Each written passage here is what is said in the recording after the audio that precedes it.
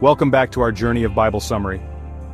Today's episode takes us through Genesis chapter 29, which unfolds in the land of Haran, where Jacob begins a new chapter of his life.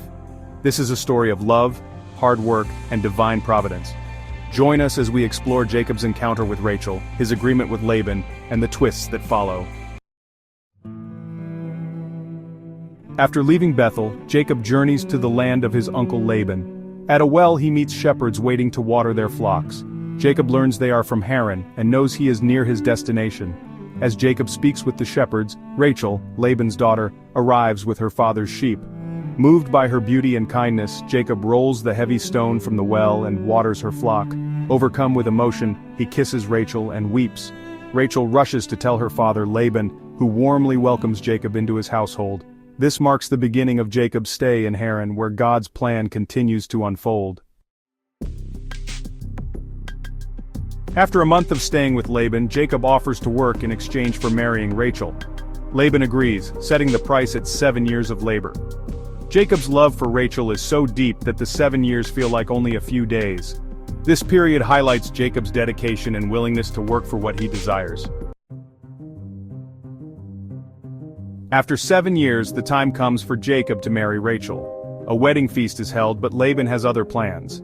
That night, he deceives Jacob by sending his older daughter Leah to him instead of Rachel. Jacob confronts Laban, demanding an explanation. Laban justifies his actions by citing the local custom. It is not our custom to give the younger daughter in marriage before the older one. He then offers Rachel as well, on the condition that Jacob works another 7 years.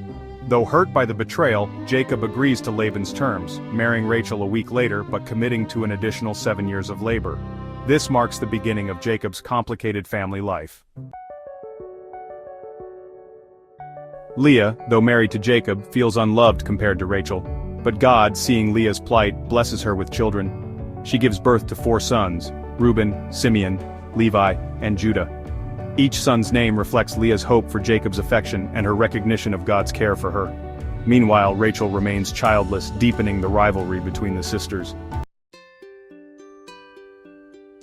Genesis 29 showcases themes of love, sacrifice, and God's grace. Jacob's love for Rachel drives him to endure years of labor, while Leah's story reveals God's compassion for those who feel overlooked.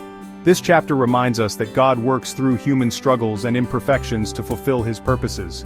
Even in the midst of deceit and rivalry, his blessings and promises continue to unfold. Genesis 29 invites us to reflect on perseverance, the complexity of relationships, and God's unchanging faithfulness. Jacob's journey teaches us that love requires patience and sacrifice, while Leah's story reminds us that God values and blesses each of us, even when we feel unseen. Thank you for joining us as we explored Genesis 29. If you enjoyed this series, please like, share, and subscribe for its continuity. Until next time, may you find hope in God's love and faithfulness. See you on the next episode.